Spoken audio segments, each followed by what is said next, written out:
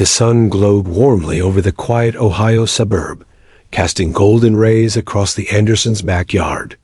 Balloons in every pastel shade floated lazily in the breeze, tied to picnic tables and folding chairs. A dozen children ran across the grass, with sticky fingers and wild giggles, fueled by frosting and fruit punch. It was a day for celebration. Lila Anderson had turned 3. Her mother, Emily, had planned everything down to the smallest detail. Unicorn cupcakes, face painting, bubble machines. Even a magician who showed up late but earned the kids' forgiveness with a paper dove that flew out of his hat. Guests mingled, laughter roared, and Lila, though shy, smiled more than usual. "She's growing up so fast," said Aunt Tracy, sipping iced tea beside the grill. 3 going on 13. Jake, Lila's dad, grinned. "She talks like she owns the house." "She basically does," Emily joked, brushing cupcake crumbs from Lila's dress. That's when it happened. While adults chatted and kids chased soap bubbles, Lila stood still in the center of the yard. Her gaze was fixed, not at the cake, not at her friends, but straight toward the old detached garage. She raised her small finger, pointed, and in a soft, serious tone said, "Red man." The laughter wavered.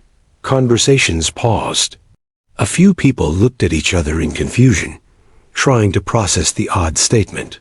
One neighbor laughed nervously and said, "What, like Spider-Man?" Jake chuckled. "You watching too many cartoons, kiddo?" But Lila didn't laugh. She stayed frozen, finger locked on the garage like it was a threat only she could see. "Red man," she said again. Her voice had dropped, firmer now, more sure. Emily knelt down in front of her. "Sweetheart, who's the red man? Is it someone you saw?" Lila slowly turned to her mother and whispered, "He's in there. Don't go." Emily blinked. Her heart skipped a beat. She tried to reason it out. Kids have wild imaginations, right? Maybe Lila saw someone in a red jacket on TV, or maybe she was making up a new game. Still, there was something unsettling in her daughter's tone. Lila wasn't the type to joke around or pretend like other kids her age. She was sensitive, observant, and sometimes eerily quiet. "Come on," Jake said, scooping Lila into his arms. "Let's get you some cake." Lila clung to his shirt and whispered in his ear, "He's watching." The mood of the party never quite recovered after that. Though the kids went back to playing and the adults tried to brush off the moment, Emily kept glancing at the garage. The paint was peeling. The door creaked in the wind. It hadn't been used much since they moved in, just a storage space filled with junk from the previous owners. That night, after everyone left, Emily stood at the kitchen sink scrubbing dishes, but her mind wasn't on plates. It was on her daughter's voice, those 2 strange words. Red man. She remembered when they first toured the house.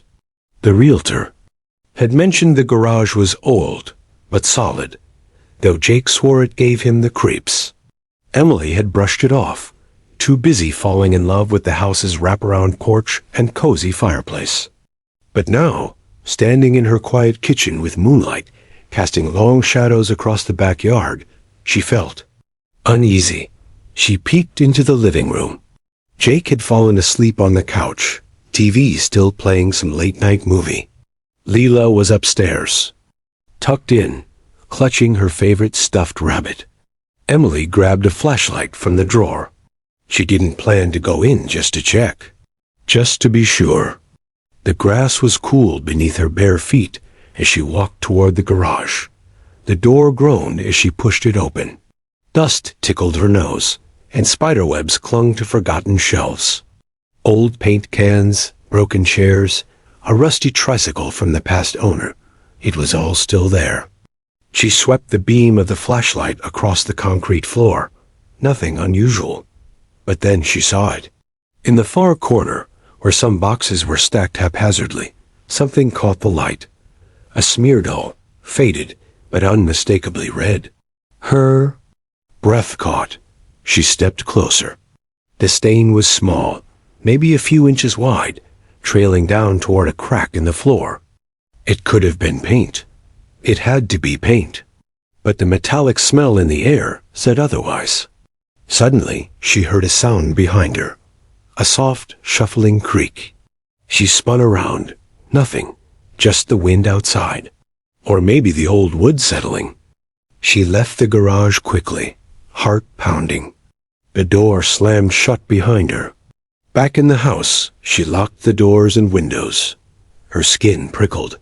She checked on Lila, who was sleeping peacefully now, though her bunny had fallen to the floor. Emily picked it up and tucked it gently in her arms. That night, Emily didn't sleep well. At 3:14 a.m., Lila screamed. Emily raced into her room, flicking on the light.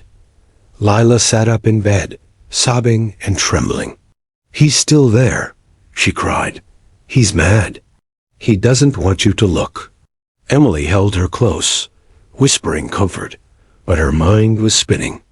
This wasn't just imagination anymore. Layla hadn't seen the red smear.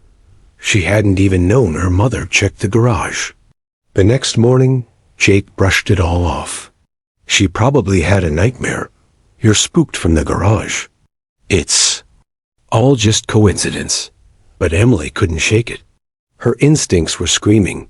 Something was off. Something was wrong. And the worst part? It wasn't just the garage anymore. It was the way her daughter had looked straight into her. Eyes with absolute certainty, and said, "Don't go." By the time the sun rose, the laughter from Lila's birthday party had become a distant echo. The smell of frosting still lingered in the kitchen, and balloons floated lazily near the ceiling. But for Emily, everything felt heavier now, like the house was holding its breath. Jake was already up, flipping through the news on his phone as he sipped coffee. Lila sat at the table, swinging her feet beneath a chair, quietly munching on dry cereal. Emily kept glancing at her daughter. She looked normal, like nothing had happened. But Emily's mind wasn't letting go of the night before. She couldn't shake that red smear on the garage floor, or the strange metallic smell in the air, or the way Lila had screamed in the middle of the night, saying he was still there. Emily's maternal instinct, something deeper than logic. Or science kept warning her something was wrong. "You okay?" Jake asked as she sat beside him. "I want to call someone," Emily said. He raised an eyebrow. "About what?" "The garage." Jake chuckled lightly, but she didn't smile. It's probably just old paint. That place hasn't been cleaned in years. Come on, we don't need to start calling. I know what I saw," she said firmly. "And Lila knew something was there before I did." Jake frowned, lowering his coffee cup. "You're really worried about this, aren't you?" "I don't know what it is," she whispered, "but I know I don't feel safe." Reluctantly, Jake agreed to let her call the non-emergency police line. Emily spoke to a woman who listened patiently and promised to send an officer later that afternoon, just to check things out. Around 2:30 p.m., a patrol car pulled into their driveway. Officer Tom Morgan, tall and mid-40s with kind eyes and a calm demeanor, stepped out. Lila froze when she saw the uniform. She grabbed Emily's leg and buried her face. "She doesn't like police," Emily explained softly. "That's all right," Morgan smiled. "They usually don't until we bring stickers." He crouched to Lila's level and gently handed her a star-shaped sticker. Lila took it but kept glancing nervously toward the garage. Morgan straightened. "So, walk me through what happened." Emily explained everything: the party, Lila's words, the stain, the smell, the nightmares. Morgan remained quiet, nodding. "Mind if I take a look?" he asked. Emily hesitated. "You might want gloves." Morgan chuckled, but took her advice. He slipped on gloves from his belt and headed toward the garage with Jake following. Emily stayed back with Lila, who now held her bunny tightly, eyes locked on the garage door. Morgan opened it slowly. The wooden hinges groaned again. He swept a flashlight over the boxes, shelves, and dusty concrete. Jake pointed to the corner. "There," he said. Morgan approached and moved a few items aside. His light landed on the red stain. He crouched, sniffed the air, then gently touched it with a gloved finger. It wasn't paint. It was sticky. He stood up, silent for a moment. Then he bent down and began shifting more boxes. Something fell over with a loud clatter, an old metal rod, once part of a broken chair. That's when he saw it.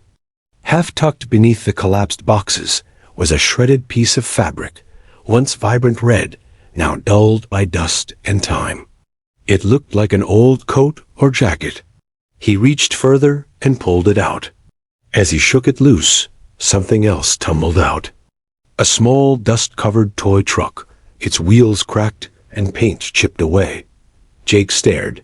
"That's not Lila's." Morgan looked at him. "Are you absolutely sure?" Jake nodded. "Never seen it before." Morgan's demeanor changed. Instantly. He placed the toy and coat into evidence bags and stepped outside. Emily saw his face and knew something was wrong. "Is it blood?" she asked. "We'll need forensics to confirm," he said carefully. "But I don't think it's just an old stain." Emily swallowed hard. Her hand instinctively went to Lila's shoulder. Morgan glanced at the little girl and lowered his voice. "Did your daughter ever say how she knew about it?" Emily hesitated. "She said, he was watching, that we shouldn't go in." Morgan's brow furrowed. "Has she talked about anyone named Harold Kemp?" "No." "Why?" He checked something on his phone and sighed. "Your house. This property, it belonged to a man named Kemp about 30 years ago. He was a handyman, lived here alone. He went missing in the mid-90s. They never found him." Jake stepped in. "You think this has something to do with that?" Morgan's expression was grim. "I'm not jumping to conclusions yet, but a red coat, a toy truck, a stain that may be blood. A girl who sees something no one else does? That's a lot of coincidences for one garage." Later that evening, yellow tape was stretched across the Andersons' garage door. Forensic vans arrived. Men and women in protective suits carried equipment and began documenting everything. Neighbors watched from their porches. Some snapped photos. Others whispered theories. Emily held Lila inside, trying to keep her distracted with cartoons. But Lila wasn't interested. She sat on the couch, hugging her bunny tightly, and stared silently out the window. "He's still in there," she whispered once. Emily turned. "Who is?" "The red man." Emily's stomach twisted. "What does he want, baby?" Lila blinked. "He doesn't want to be found." That night, Emily and Jake lay in bed, staring at the ceiling. "We're in the middle of something, aren't we?" he said softly. Emily nodded. "And I think our daughter saw it before anyone else did." As sleep crept in, Emily kept imagining that moment in the backyard. The finger pointing, the crowd laughing, the silence that followed. Those two words still echoed in her ears. Red man. Morning light filtered through the curtains, but the house felt darker than ever. Emily hadn't slept. She dozed off a few times, but each time her dreams twisted into something nightmarish. Lila pointing at the garage, red dripping from the walls, and a voice whispering in the shadows. When she finally opened her eyes for good, the first thing she heard was silence. No cartoons, no Lila's soft footsteps. Just stillness. She found her daughter curled up on the couch, awake, but staring blankly at the window. "Sweetheart?" Emily asked gently, kneeling beside her. Lila blinked once and said, "They didn't find his face." Emily's heart skipped. "Who didn't, baby?" Lila didn't answer. She just pulled the bunny tighter. Before Emily could press, the doorbell rang. It was Officer Morgan, back again, but this time not alone. 2 crime scene investigators trailed behind him. They were dressed in full gear and carried heavy bags and metal equipment cases. "Morning," he said somberly. "We'd like to do a deeper examination of the garage beneath the floor." Jake stepped up behind Emily, rubbing his eyes. "That's serious, huh?" Morgan nodded. "There's something more under there. We got partial DNA from the coat and toy truck. Initial results suggest they may be connected to a missing child case from 1992, a boy named Michael Royce." Emily gasped. "Missing? Are you saying he was here?" "We're not sure yet," Morgan said. "But we have reason to believe. This property may hold answers." As the forensic team moved toward the garage, Lila suddenly stood from the couch and walked to the back door. She pressed her tiny palms against the glass. "Don't let them dig," she said flatly. Emily turned stunned. "Why not?" "He's not alone anymore," Lila replied. The investigators began their work. A loud hum buzzed as they drilled into the concrete. Dust lifted in clouds. Emily and Jake stood at a distance, holding each other as the air seemed to thicken. With every minute, they had thought their house was just a quiet fixer-upper in the suburbs, but now it was becoming something else. A graveyard, a crime scene, a piece of forgotten history. About an hour into the dig, a voice shouted from inside the garage. "Got something!" Everyone rushed over. The team had broken through a layer of cracked concrete, and beneath it lay human bones, not old ones from animal remains, but unmistakably human. A small skeleton, curled as if buried in a fetal position. Emily covered her mouth in horror. Jake turned away, speechless. "We'll need to test for DNA confirmation," one investigator said. "But if it's who we think it is, this may be Michael Royce." The garage was sealed off completely now. Local police called the FBI to take over, given the age of the case and potential connection to other unsolved disappearances. Media vans began circling the neighborhood. The Andersons' quiet street became a hub of flashing cameras, whispering neighbors, and too many questions with no answers. Inside the house, Lila remained distant. She didn't ask for toys, didn't want to play. She just sat on the rug, in her room, drawing with crayons. Emily finally peeked in to see what she was making. Her heart dropped. Lila had drawn the garage perfectly, right down to the crack in the floor. In front of it stood a red figure with black scribbled eyes and long arms. Next to him was a small stick-figure boy lying down, a red X drawn over him. "Lila," Emily said softly, "why did you draw this?" "He didn't want to hurt the boy," Lila said. "But the boy saw." Emily froze. "Who told you that?" "The red man." A chill ran down Emily's spine. Lila's drawings didn't come from TV shows or books. There was too much detail, too much precision. Emily didn't want to admit it, but her daughter knew things no 3-year-old possibly could. That evening, a child psychologist arrived. Sent by the department, she introduced herself as Dr. Kara Fielding, a trauma specialist who had worked with children in sensitive investigations. "I'd like to talk to Lila," she said gently, "but only if she's comfortable." Lila agreed without a word. She sat across from the doctor in the living room, bunny in hand. Dr. Fielding used toys and gentle conversation to ease into their session. "Lila, can you tell me who the red man is?" Lila looked at the dollhouse between them. He was hiding. Hiding from who? From the bad people who came before. "Did he tell you that?" Lila nodded. "Is he angry?" "No," she whispered. "Just scared." "What's he scared of?" Layla tilted her head and said, "That no one will believe me." Dr. Fielding stared at her for a moment, genuinely stunned. She turned to Emily. Your daughter doesn't appear to be traumatized. She seems connected. Like she's getting this from somewhere, but not from herself. I've worked in dozens of child trauma cases. This feels different. Emily exhaled slowly. I know. Meanwhile, the forensic report came back. The DNA from the toy truck matched Michael Royce. He had been officially identified. And worse, more troubling evidence emerged. A second set of bones, older and more degraded, had been found deeper beneath the garage. This time, adult remains male, with signs of blunt force trauma to the skull. Officer Morgan called Emily and Jake into the station for an update. The adult remains belonged to Harold Kemp, he said.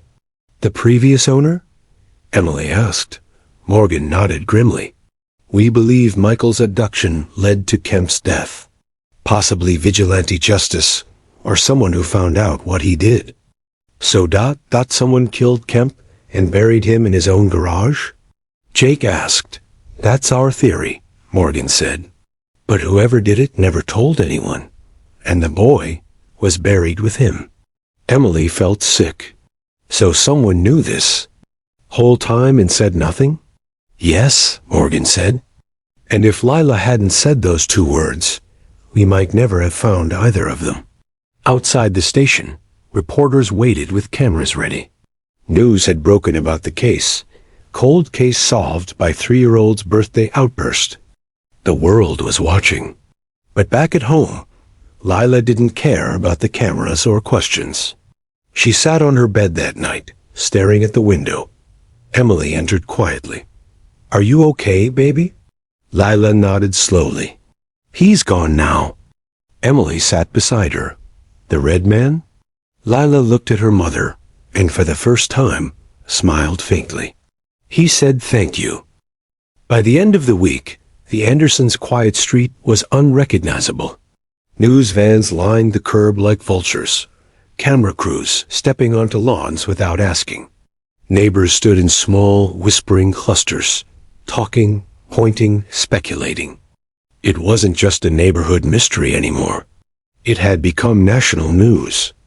Inside the Anderson house, Emily sat at the dining table with Jake, a mountain of uneaten toast and cold coffee between them. Layla sat nearby on the rug, humming softly as she colored. She hadn't drawn the red man in 2 days. But her eyes, wide and quiet, still seemed to be watching something no one else could see. Jake scrolled through his phone. CNN just posted a headline. Birthday girl breaks open 30-year-old murder mystery. Emily looked over. And what's the first comment? Jake frowned. Some idiot claiming we're training our kid to act haunted for money. Emily sighed, rubbing her forehead. Of course. People don't believe miracles. But they love monsters. There was a knock at the door.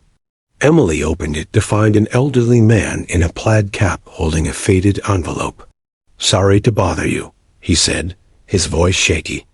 I'm Walter Royce, Michael's father. Emily's breath caught. She stepped aside quickly. Please come in. He entered slowly, his cane tapping softly on the floor.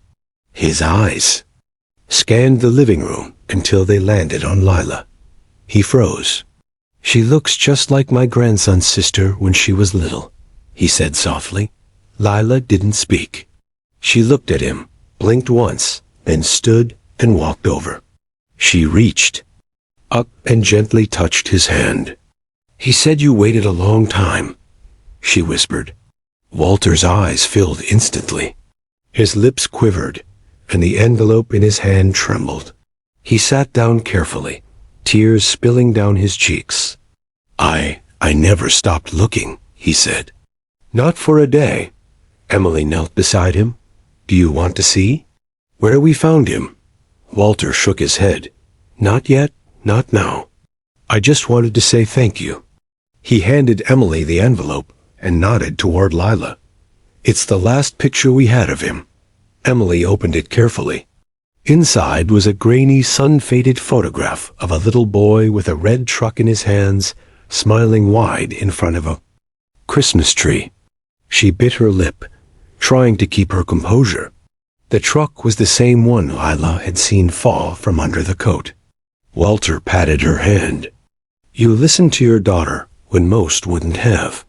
You gave us peace.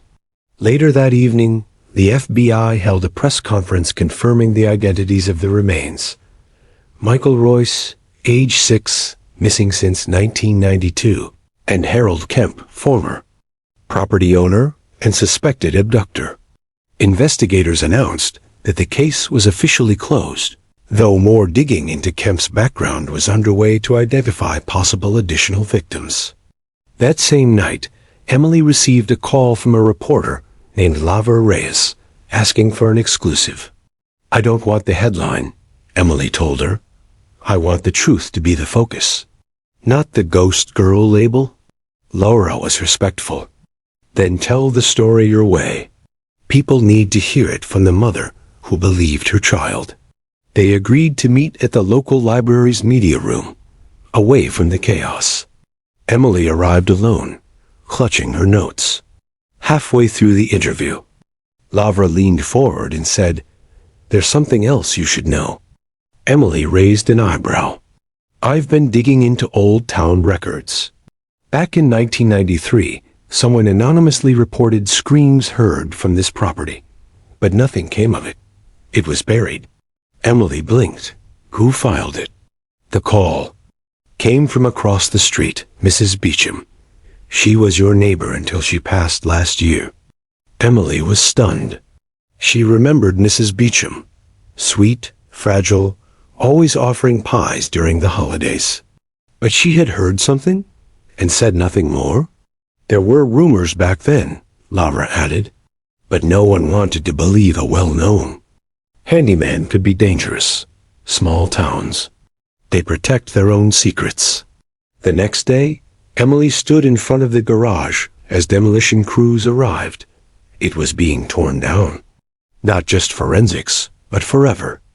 The concrete floor that had hidden 2 bodies for decades would be broken to pieces, and the space turned into something new. A crowd gathered. Lila stood beside her mother, holding her hand. Her bunny dangled from her other arm. Will it be loud? Lila asked. Yes, baby, Emily said gently. But after, it'll be quiet again.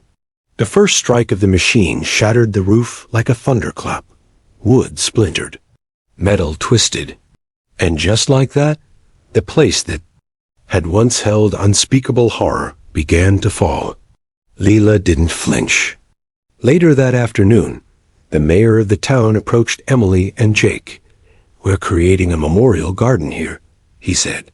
Something peaceful. Somewhere people can sit, reflect, and remember the children who never came home. Emily nodded, tears in her eyes. That's perfect. The town came together in a way it hadn't in decades. Volunteers offered plants, benches, and wind chimes. A small plaque was planned, in memory of the unheard. During a quiet moment, Emily walked into Lila's room. Her daughter sat on the floor, sorting through her crayons. Do you still see him? Emily asked. Lila shook her head. He's not here anymore, but I think the boy is happy. Emily sat down beside her. Did the boy talk to you too? Lila nodded. He said he likes the flowers. Emily smiled through her tears. Then we'll give him the best garden in the world. That night, the Anderson house finally felt quiet, not heavy and haunted, but peaceful. Jake hugged Emily tightly before bed. You know, he whispered, I never believed in this kind of thing. Spirits, signs, all of it. But after everything, Emily leaned her head against his chest. Sometimes we don't need to believe in it. We just need to listen. Down the hall, Lila slept soundly for the first time in a week. The nightmares had ended. And so had the silence. A week after the garage was demolished and Michael's remains were formally buried, the town seemed to take a collective breath. The memorial garden was already halfway complete, neighbors bringing flowers daily, children leaving notes and toys. A small white bench had been installed beneath the tree that once stood at the edge of the Andersons' yard, and people gathered quietly there to pray, reflect, or just sit in silence. But for Emily, the unease still lingered. Not everything added up. One evening, after putting Lila to bed, she sat at her kitchen table and opened her laptop. Her fingers hovered over the keys. Then she typed, "Harold Kemp, background check." She had searched him before. But now there was more information leaked: police files, PI summaries, even a short documentary clip uploaded by an amateur investigator on YouTube titled, "The Man Beneath the Garage." She clicked. The video played grainy footage of Kemp at a town event in 1991, holding a plate of ribs and smiling into the camera. He looked harmless, ordinary, even kind. But the narrator's voiceover cut through the illusion. What no one knew was that Harold Kemp had already been investigated in 3 counties. None had enough evidence to convict. But what the reports share is chilling. All were linked to the disappearances of young boys between 1987 and 1992. Emily leaned closer. The video continued, overlaying newspaper headlines, missing persons posters, and a haunting black and white interview with a retired officer who had worked a similar case in another state. "We always suspected he traveled for work," the officer said. "Handyman jobs, odd contracts. Wherever he went, a child seemed to vanish." Emily paused the video and sat back. Her mind raced. What if Michael wasn't the only child buried? What if their garage wasn't the only secret location? She grabbed her phone and called Laura Reyes, the reporter who had interviewed her. "Laura, can you come over? I think there's more we missed." Within an hour, Laura arrived with a notepad and voice recorder, her curiosity already sparked. Emily shared what she had found, and Laura's eyes widened with every word. "I have access to some law enforcement contacts," Laura said. "Let me make some calls." Over the next few days, they worked like women possessed. Laura found reports of 2 other homes Harold Kemp had lived in, both in nearby towns, both long since sold. She tracked down the owners, and with the help of a local senator who had taken an interest in the case, secured temporary warrants for ground scanning. It didn't take long. The first property yielded nothing, but the second? A backyard shed that hadn't been touched in over 20 years triggered ground-penetrating radar alerts. Beneath the foundation, they found a box of toys. No bodies, no bones, just a box filled with small cars, action figures, and folded drawings. Drawings of crying faces. One was signed, Ryan, age 5. The authorities reopened old case files. The list of children connected to Kemp grew. Michael had been the key, but not the only lock. Emily watched this unfold with both horror and resolve. She had thought the discovery in their garage was the end. Now she realized it was only the beginning. Then, something happened that no one expected. A letter arrived, unmarked, slid under Laura's office door. Inside was a handwritten note. "I knew about Michael. I was there. I was scared. I was just a boy." Attached was a name, Caleb Martin, age 36, now living in Oregon. The letter was forwarded to the authorities. Within 48 hours, Caleb was located and brought in for questioning. What he revealed shook everyone. He had been one of Kemp's foster placements, just for a summer. He was 8 years old at the time and remembered seeing Michael, a sad boy, with a red truck in the basement. "I thought he was just visiting," Caleb told investigators, "until I heard crying through the vents." He had been too afraid to say anything. But when the news broke about the discovery, he couldn't sleep. He had to talk. He remembered the smell of bleach, the late-night hammering, and the day Kemp told him to never go near the garage unless you want to disappear too.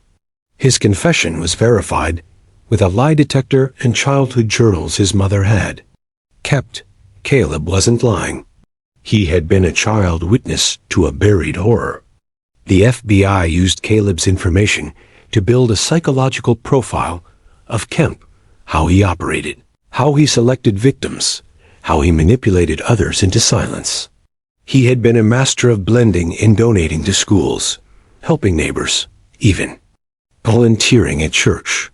But beneath the surface, he was a predator. Emily sat with Laura in her living room, the news playing quietly in the background. Lila was asleep, clutching her bunny, as always. "You realize," Laura said, "if Lila hadn't pointed that day, none of this would have come out.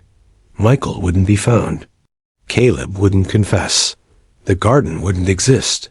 Emily nodded slowly. "One moment, one instinct. That's all it took."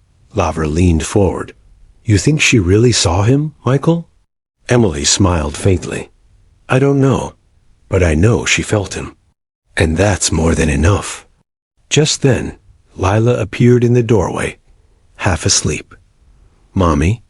Emily turned. "What is it, baby?" Lila rubbed her eyes. "The boy says thank you." Emily's heart skipped. Lila walked over, hugged her mother, and whispered, "He said it's brighter now." Laura's hand trembled as she stopped the voice recorder. Some stories don't need explanation. Some stories just need to be heard. Just when everyone believed the case had reached its final chapter, a new ripple began, unexpected, quiet, and deeply personal. Emily was sorting through a donation box in her basement when she came across a dusty photo album from the 1990s. It was tucked behind old books and Christmas decorations, likely left there during the move. She opened it, expecting family pictures of the previous owners. But what she found stunned her. In the center of the album was a faded photo of a young boy, maybe 5 or 6 years old, holding a red toy truck. The boy was standing beside a wooden fence, the same fence that bordered their backyard before renovations. His eyes looked scared, hollow, trapped. Emily's hands trembled. Her breathing slowed. She flipped the photo over. In faint, childlike handwriting, it read, "Michael, summer 1991. This wasn't just a photo. It was proof Michael had been in the yard, alive, before vanishing. Someone had known. Someone had taken that picture. But who?" She called Laura immediately.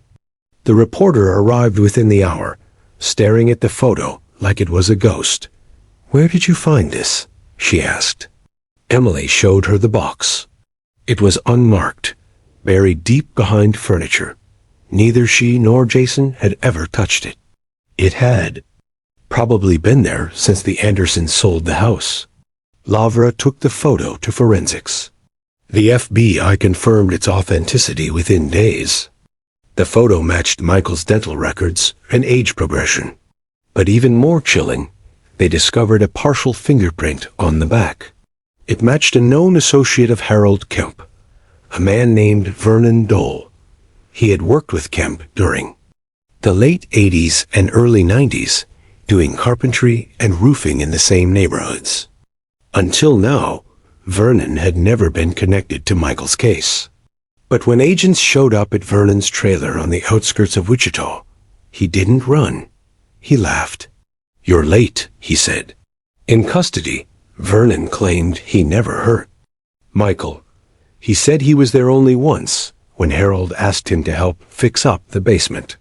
Michael was alive then, Vernon confessed. Tied up, but alive. "I didn't know what was going on. I didn't ask." He said he was young, scared, and convinced Harold was just trying to scare the kid. The FBI wasn't buying it. They charged Vernon with obstruction and accessory after the fact. But his confession opened more doors. In exchange for a reduced sentence, Vernon gave them a map, 3 houses, all owned or rented by Harold at some point, all with sheds, basements, or crawl spaces. The FBI searched them methodically. At the third home, Buried in a crawl space beneath a rusted water heater, they found an old camera wrapped in plastic. The photos inside shook the entire investigation again. More boys. More red trucks. More names scrawled in childlike writing. Some were missing persons. Some were never even reported. Michael's case had cracked the dam, but the flood was just beginning. Emily watched the news unfold every night, her heart both heavy and uplifted. More children were being found, or finally being named. Parents who had lived decades in silence were finally told, "We found him." The photo she found became national evidence, triggering reforms in how cold cases were reopened. The FBI launched a full task force, Operation Redwood, named after the red truck Michael held. Through it all, Lila remained blissfully unaware of the weight her two words had carried. She now played happily in the backyard, transformed from a scene of trauma to a sanctuary. Jason built a small playhouse where the garage had once stood, and inside they placed a single frame, the now famous photo of Michael, smiling faintly, holding his red truck. One afternoon, Emily found Lila sitting inside the playhouse, staring at the frame. "Do you still talk to him?" Emily asked gently. Lila nodded. "He doesn't cry now." Emily knelt beside her. "What does he say?" "He likes the flowers," Lila said. "He says he's not scared anymore." Emily fought back tears. Weeks later, Emily received a letter in the mail. Handwritten, neat cursive. It read, "Dear Mrs. Lane, I don't know how to begin to thank you. Michael was my brother. Our parents died never knowing what happened to him. I searched for years. I always believed he was out there. And now, thanks to you and your daughter, he's been found. His story matters now. He matters. With love, Sarah Kemp." Emily read the name again. Sarah Kemp. She had changed it after leaving her family, hoping to escape the shame of her uncle's crimes. Now, she wanted to help families heal. Sarah flew in the next week to visit the memorial garden. She placed a single candle under the tree, then stood silently as the town watched in solemn silence. "I'm sorry," she whispered. "I'm so sorry." And somehow, it felt like peace. In the weeks that followed, donations poured in. A foundation was established in Michael's name, the Red Truck Foundation, focused on locating missing children and supporting families of unresolved disappearances. Emily was asked to speak at the opening ceremony. She stood before a crowd of hundreds, Lila in her arms, and said, "I didn't set out to find justice. I just listened. My daughter said 2 words, and we didn't ignore them. That changed everything." A standing ovation followed. Tears streamed down faces of strangers who felt like neighbors now. As the ceremony ended, Emily saw something out of the corner of her eye. A boy, maybe 7 or 8, standing beside a tree. He had a red truck in his hand. She blinked, and he was gone. But she smiled anyway. Some things can't be explained. Some things just remind you. You listened. The story of little Lila and Michael swept the nation like wildfire. What began as a simple backyard mystery had blossomed into one of the most impactful child advocacy breakthroughs in decades. Media outlets couldn't get enough. Social media, flooded with hashtags like hashtag LILAS words, hashtag Red Truck Boy, and hashtag Justice for Michael. But behind the viral headlines was a growing mission, a deeper purpose. The Red Truck Foundation, now fully operational, wasn't just a name on paper. It became a lifeline. Each week, the foundation received letters, sometimes by the dozen, from families whose children had disappeared years ago. Some described circumstances eerily similar to Michael's. Others simply hoped someone, somewhere, would finally listen. Lavra, the reporter who had once followed a toddler's cryptic whisper, now headed the foundation's media division. She aired a special series, Parade of Names, where each week they featured a missing child whose case had gone cold. The show didn't just tell stories. It revived them. One evening, they aired a segment about a boy named Ethan Ramirez, who vanished in 1987 after a summer baseball game in Arkansas. His parents had passed away, never knowing the truth. His only surviving sibling, Ana, watched the episode from a shelter in Texas. The camera zoomed in on a hand-drawn sketch of Ethan holding a baseball glove. Ana gasped.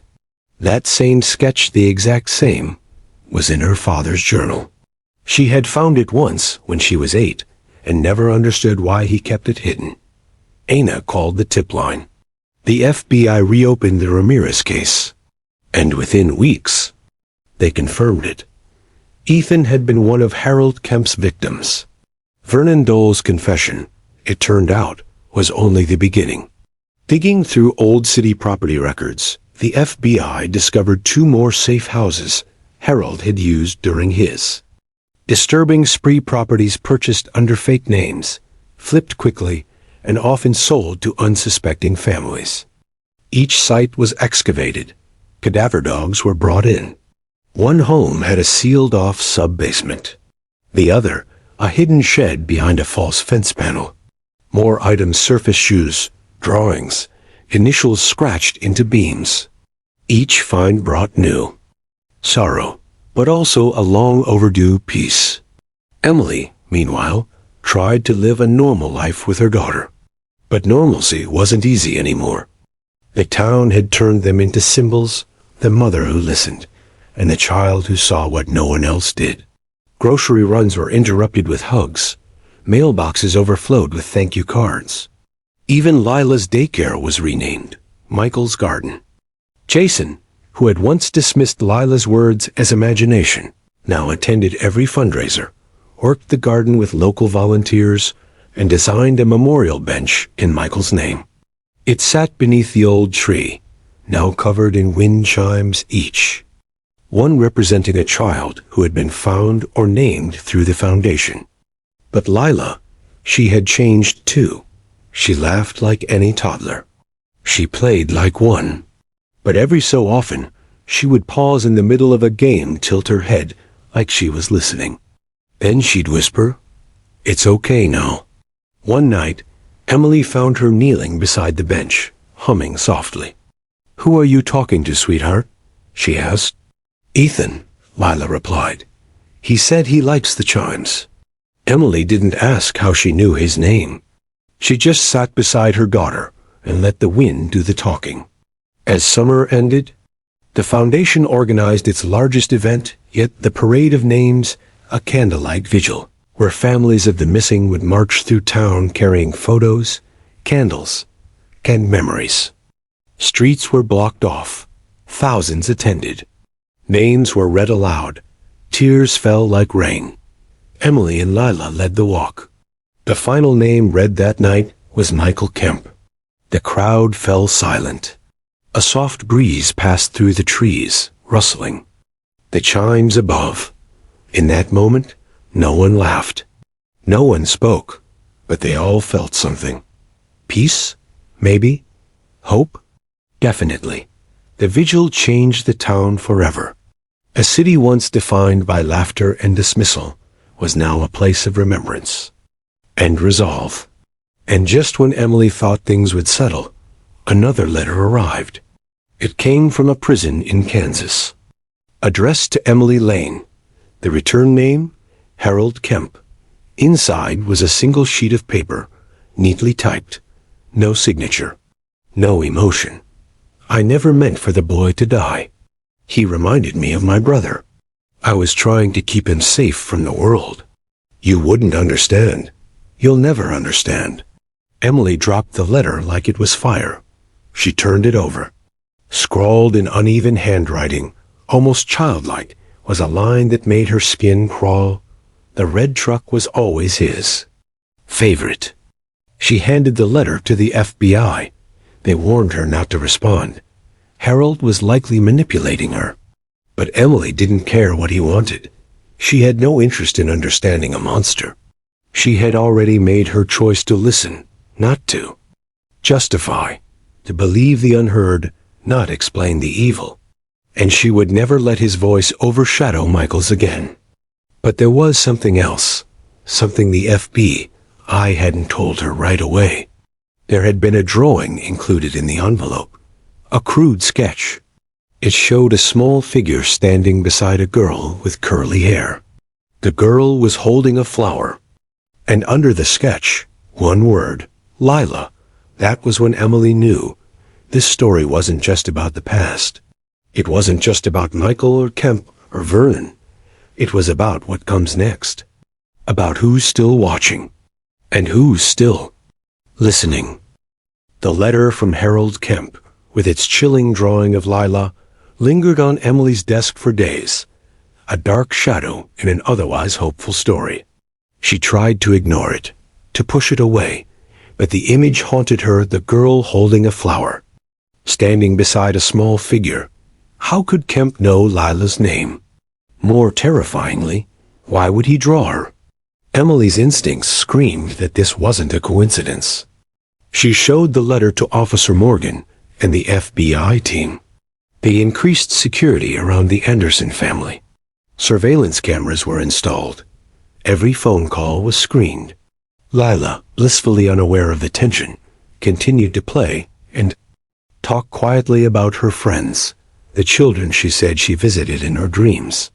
Emily and Jake did their best to shield her from the growing storm outside their home.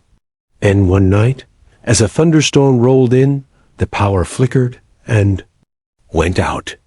Emily sat with Lila in the living room, candlelight flickering, shadows dancing on the walls. Lila suddenly looked toward the darkened corner and smiled. "Mommy, he's here." "Who, baby?" Emily whispered. "The red man," Lila said softly. "He says it's okay. He wants to help."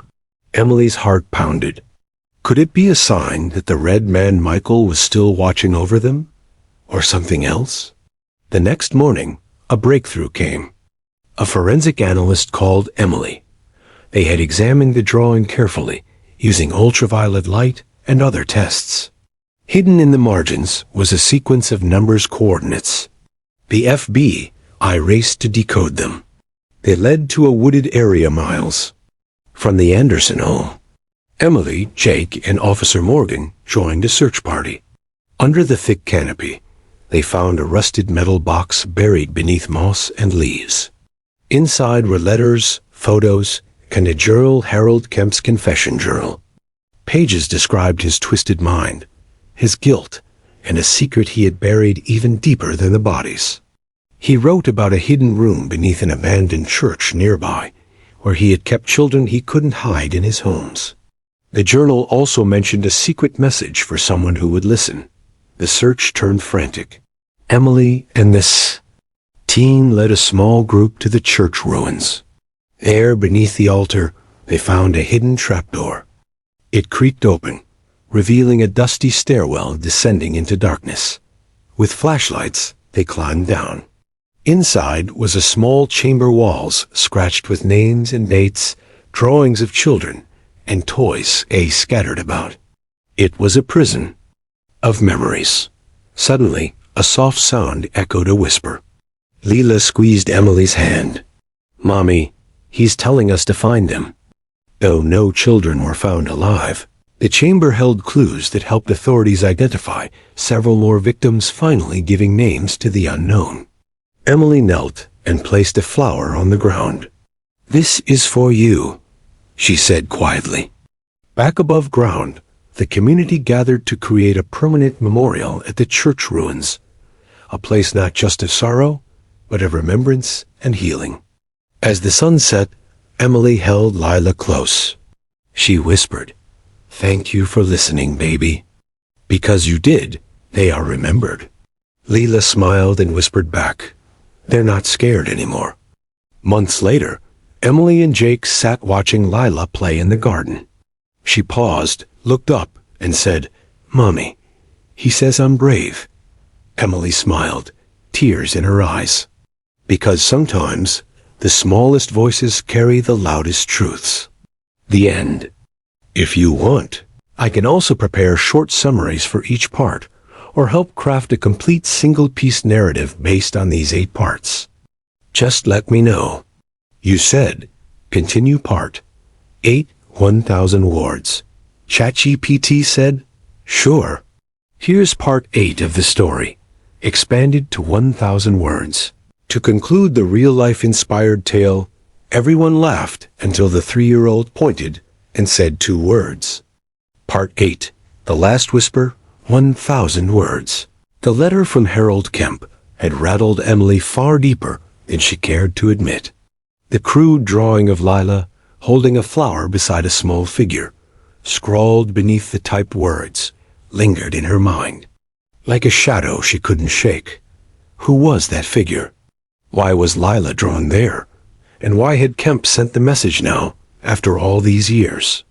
Emily wasn't sure what terrified her more, the possibility that Kemp still held some twisted influence, or the chilling idea that her daughter was somehow connected to the darkness that haunted their home. Emily showed the letter and drawing to Officer Morgan and the FBI agents involved in the case. The consensus was clear.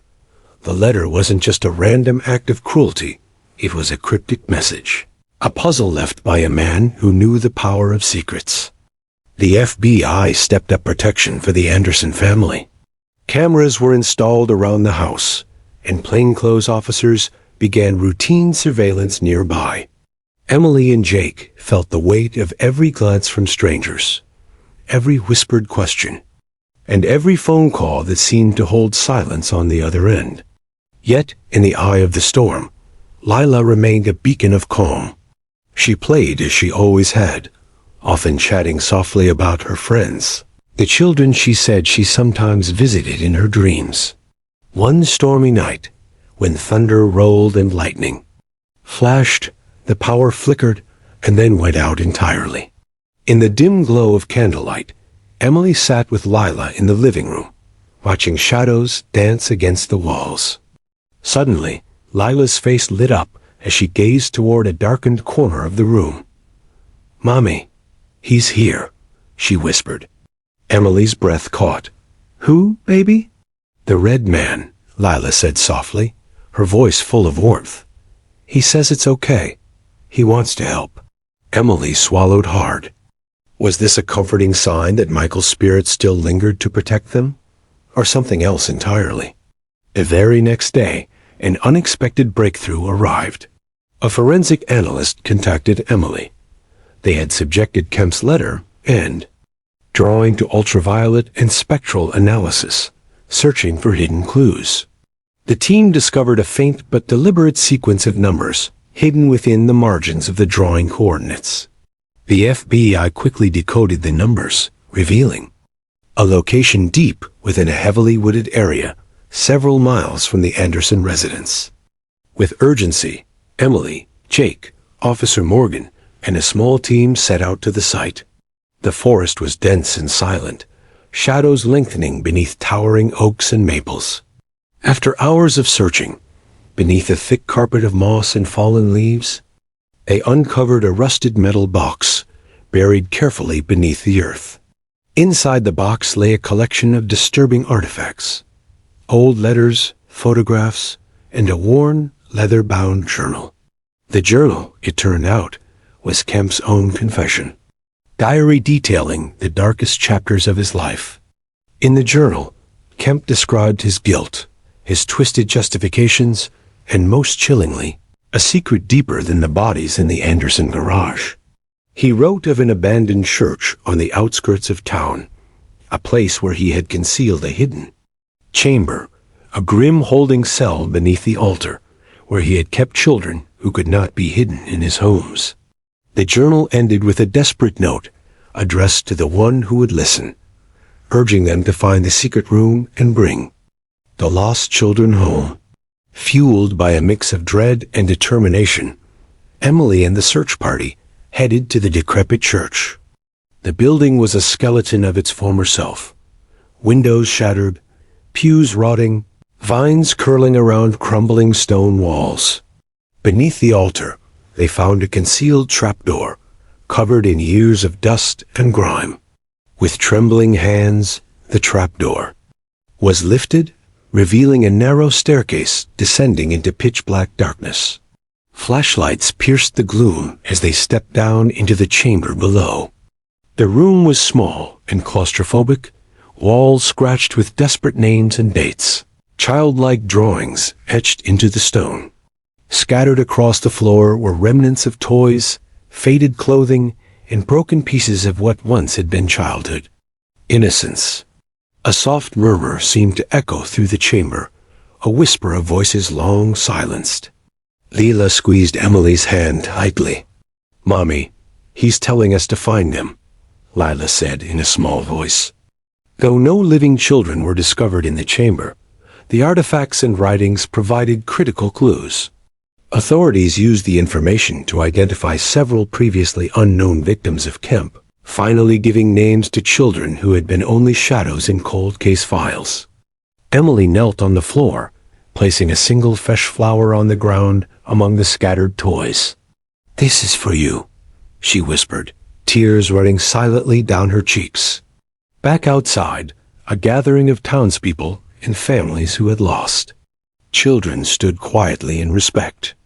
Plans were swiftly set in motion to transform the church ruins into a permanent memorial, a sacred place for mourning and healing. As the sun dipped below the horizon, Emily held Lila close. "Thank you for listening, baby," she whispered into her daughter's hair. "Because you listened, they are remembered." Lila smiled sleepily. "They're not scared anymore." Months later, in the warmth of spring, Emily and Jake sat on a bench in the garden they had created beside their home. Lila played nearby among blooming flowers, chasing butterflies and laughing freely. Suddenly, Lila paused, looking toward the sky with bright eyes. "Mommy," she said, running to Emily's side. "He says I'm brave." Emily hugged her daughter tightly. Sometimes, she thought, the smallest voices carry the loudest truths. And sometimes, those truths change everything.